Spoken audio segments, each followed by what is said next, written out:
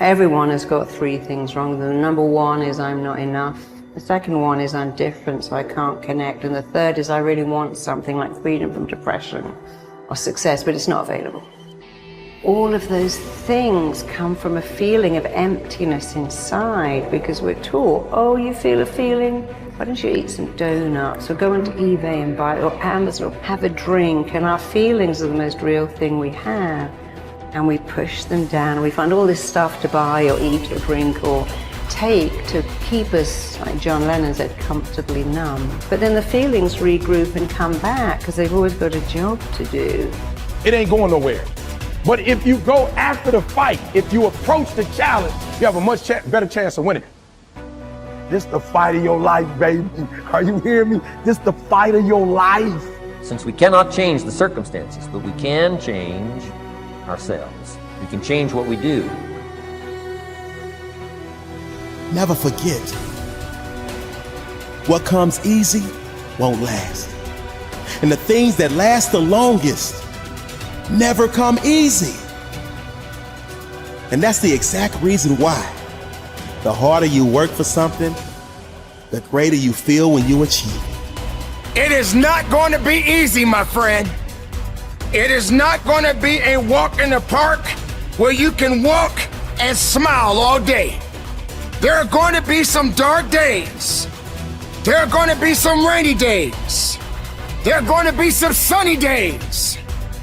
But at the end of the day, you are above ground and not under it. You have to decide. It's up to you to decide to be happy. It's that simple. It's not about if I had this thing, if I felt this way, if I was with this. There's no if. You are either happy and you decide to be happy right now and appreciate everything you have and have gratitude, or you don't. It's put up or shut up, survive in advance, win or go home. And that's why you spend all those hours grinding. That's why you spend all those hours pushing yourself to the limit. You spend all those hours running. That's why you spend all those hours sacrificing. You spend all those hours sweating. Every day I demand more from myself than anybody else could humanly expect. I'm not competing with somebody else. I'm competing with what I'm capable of. My number one competition is me. It's always you versus you. You got to be the one to get up every morning, be disciplined, put in the consistent daily hard work, because that gains success. No coach, no trainer, no mentor, no boss can do it. You versus you. Show me your character. Remain disciplined. Stay strong. When it all seems hopeless, keep plugging away. Nothing can stop you if you don't stop for anything. Don't stop for anything. Never break your discipline. Remain faithful to yourself and your vision. We all have a voice in our head. Some of us are very spiritual, some of us are not, but we all have this voice and you're doing, this is wrong, don't do that. The more you don't listen to that voice, the further that voice gets away from you. Some people call it the Holy Spirit, some people call it God, some monks, whatever you call it. It's there. We all have it. It's the right or wrong voice. But the more we don't listen to it, the more that voice goes away. The only voice you hear is yourself. When the only voice you hear is yourself, you're wrong. There's a voice that guides you through life. But sometimes it's guiding you in a direction that you don't want to go. That's usually the right place to go. It's that uncomfortable place. So that voice is always talking to me, but we don't listen to it. I listen to it.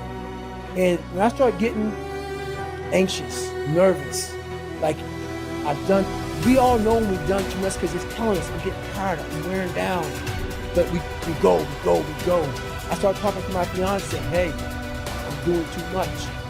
We start now, like I did in Hell Week, like I do all the time, the 1 second decision. It's that decision when your mind starts to get so amped up. Whenever you can't hear yourself think, you gotta slow down. Whenever you're living off the schedule, every day's a schedule, you have no time for yourself. When you start, and we all know it, I don't have time for this anymore, I don't have time for that anymore. That's when your mind and your body are saying, think about it. I'm neglecting my fiance, I'm neglecting my disciplines of life, I'm neglecting my reading, my learning, my workouts, my diet. When you start neglecting all of that, you neglect one of them, You can neglect all of them a long time. It's going to haunt you. When you start seeing that, my God, I haven't eaten tonight, I haven't been sleeping tonight, it can only be one of those things to take you off. So I'm very aware of my eating, my sleeping, my disciplines of life. I start to get too far away from them, it's a hard stop. Because what made me me are the not just disciplines, the self-disciplines of life. And those are always in front of you. If you haven't, they're always in front of you. So that's my hard stop. Look yourself in the mirror sometimes and go, you know why I'm not happy? It's because I didn't listen 10 years ago and I got in the wrong career. You know I'm not happy? Because I married the wrong damn person. It wasn't meant to happen. Yes, everything happens for a reason. You made a bad choice, but it didn't have to be that way. And the second you build up pain, and this, by the way, is not my opinion. If you talk to guys like Dr. David Buss, top 10 most cited psychologist in history, okay? He's one of my main mentors. He told me, I said, do adults change? Like, we do all this self-help videos and podcasts. I said, am I wasting my time? He goes, yeah, kind of. I said, why? He said, well, after 25, it's very hard to teach old dogs new tricks. By the way, that's why I've changed. Most of my stuff targets people 18 to 25. That's why I do Snapchat and all that, because there's hope for 18 to 25. Now, if you're over 25, before you get depressed, he told me, but I have good news for you, Ty. I said, what? He said, adults learn through massive trauma. So you will learn. You have to let in some trauma into your life. And that's rough, but no pain, no gain. Like if you are 100 pounds overweight and you want to be able to play basketball, here's my news for you. Everything happened for a reason. You got fat because you ate too much and you didn't exercise. So welcome to the gym. And the first year is going to be hell, but that pain, hopefully, will reprogram your brain that every time you want to eat that nasty thing, go, wait, I don't want to go through that pain. So I think one of the myths of society is we won't let pain in. We just excuse it all away. Like, no, that was meant to happen. Oh, you wasted 20 years of your life and married the wrong person in the wrong career? No, it was meant to happen. Where's the people who go, you f***ed up, dude. You wasted 20 years and you will never get it back. You better go in your room and cry. And the truth is, you only learn as an adult. Unfortunately, most people can only change through massive trauma. Look back over your life and ask yourself, what activities, behaviors, or decisions have been most responsible for my success in life to date? You will probably find that less than 5% of the things that you have said or done have accounted for most of the success you have enjoyed. You may find that it was your unique ability to solve a particular kind of problem or to take advantage of a particular type of opportunity. You may find that your special talent was an interpersonal skill that enabled you to influence and persuade other people at a particular time and place. You may find, on analysis, that it was an ability to take charge and accept responsibility for accomplishing a particular goal. Whatever has been responsible for your successes in life to date may be a good indication what you should be doing in the future. Analyze your work based on the measure that I call return on energy. Leaders in every field deliberately apply their talents and energies where they can achieve their greatest return on the amount of energy, mental, emotional, and physical, that they invest in any endeavor. They refuse to take on jobs or work in areas where they cannot perform at exceptional levels. They treat themselves as valuable resources and they spend their energies very carefully.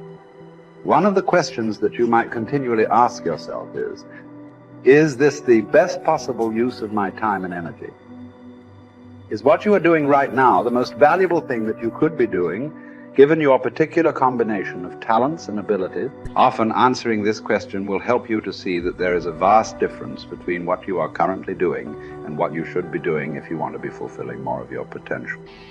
Once you have chosen your ideal job or occupation for this stage of your career, your biggest responsibility is to make the decision to become very good and then to become excellent at what you do. In a lengthy study on successful Americans, the Gallup organization discovered that expertise, or being recognized by your peers as one of the very best in your field, was one of the essential ingredients for success in American life. We said before that self-confidence comes from positive knowing rather than positive thinking. It is only when you know that you are outstanding in your chosen field that you really feel terrific about yourself, and that you enjoy high levels of self-confidence. Men and women who are good at what they do and who know that they are good at what they do are very different from those who are only average. They walk and talk and dress and behave differently. They have an attitude of assurance and certainty about themselves that causes them to stand out in any group. They have a deep down sense of self-worth and self-confidence that is evident to everyone around them. The quality of a person's life is in direct proportion to their commitment to excellence, no matter what their chosen field.